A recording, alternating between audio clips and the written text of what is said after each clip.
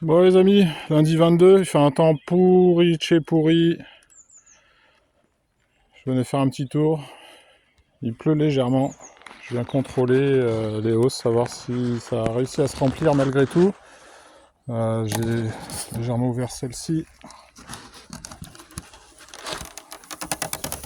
On va pas les embêter plus longtemps. Trop longtemps.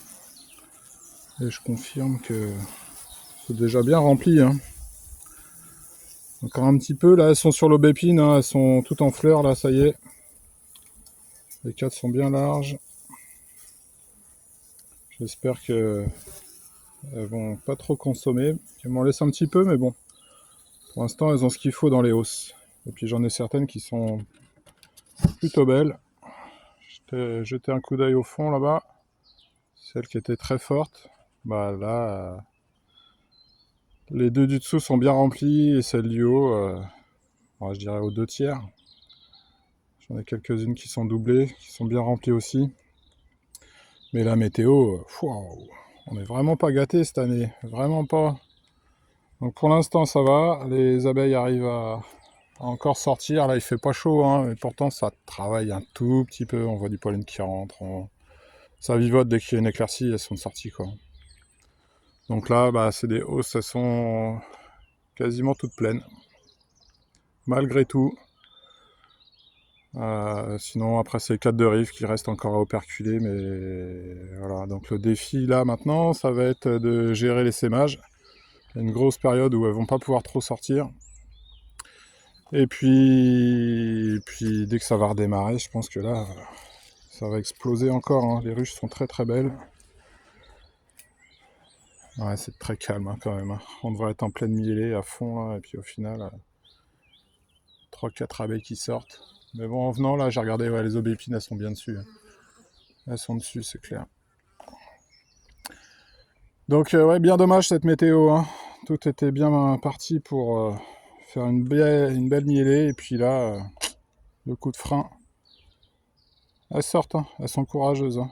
Il y a du pollen qui rentre. Voilà, toutes les fleurs nous passent sous le nez.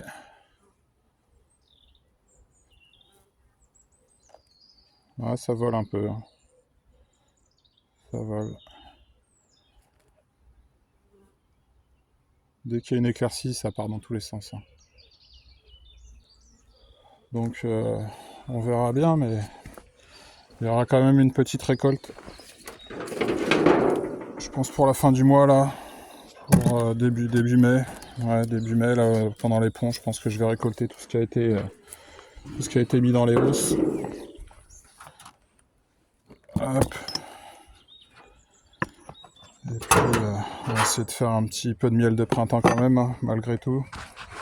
En espérant que ça se maintienne pour le mois de mai. Hop. Jette un petit coup d'œil. Celle-ci là-haut, je l'avais mis tard. Ouais, là il y a moins de monde. Hein. Mais bon. Ouais, elle a encore du boulot à faire devant elle, celle-ci. Et ça, c'était un essaim que j'ai enruché dans les derniers. Ouais. Bon, bah voilà, c'est bien calme. Hein. Franchement, c'est un peu désolant tout ça. Mais bon, déjà, elle meurt pas de faim. C'est déjà le principal. Et puis, ouais, il va falloir gérer les sémages. On verra bien. Celle-ci. Allez, on va jeter un coup d'œil. Hop.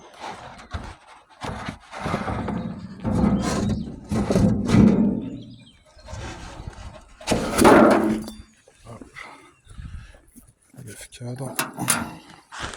On a eu des gelées ce matin. Là, toute la semaine, ça va geler. Ah, c'est plus. Regardez-moi ça. C'est blindé. C'est plein à craquer. Celle-ci, elle est bonne à doubler. Hein. C'est clair. Regardez là. la taille des cadres. Je vais essayer de... je peux même pas les sortir. Ils sont pleins. Mais c'est celui-là, il est un peu plus récent. Ouais, juste comme ça. Et c'est plein. Celle-ci, elle a plus de place. Là, le cadre de rive, vous voyez, c'est plein aussi. Celle-ci, elle est pleine. Je vais pas la doubler maintenant. Hein. Je sais pas, vous me direz dans les commentaires. Voilà. Donc j'ai quand même quelques ruches comme ça sur une seule hausse, elles sont pleines à craquer. On peut regarder celle-ci. De ce côté-là, ça sera peut-être moins operculé.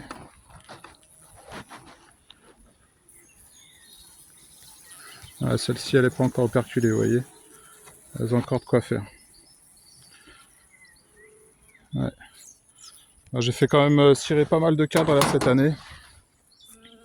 Donc celle-ci, il y en avait 2. Et il y en a certaines, j'ai été jusqu'à 4 cadres à construire. Mais là, vous voyez, c'est énorme ça. Celui-là, il est énorme. Ouais, c'est bon à récolter ça. Hein. Bon, par contre, cette année, je vais pas me faire avoir, c'est que toutes les hausses, elles vont passer au moins 2-3 jours sous des humidificateurs. Même si c'est operculé. C'est joli. Joli, joli. Ouais, je suis quand même content malgré tout, vous voyez. Elles ont de quoi faire. Hop, c'est bon. Voilà. Et les aubépines, ouais, elles sont là. Tout en fleurs. Donc bon, elles vont pouvoir en profiter. Mais vous voyez, l'année dernière, j'ai réussi à faire un miel d'aubépines. Juste après celui du colza, enfin du miel de printemps, quoi, le tout début de saison. Et là, cette année, il va être mélangé avec tout le reste.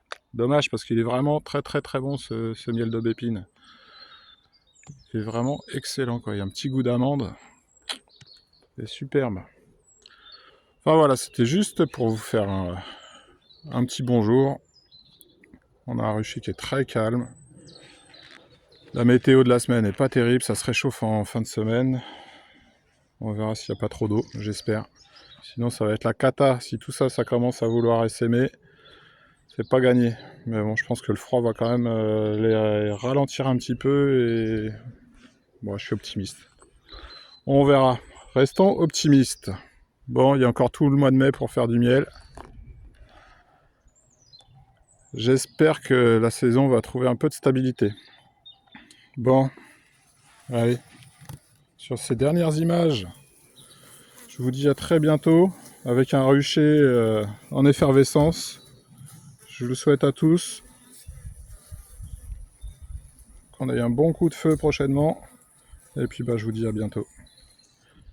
Allez, salut tout le monde!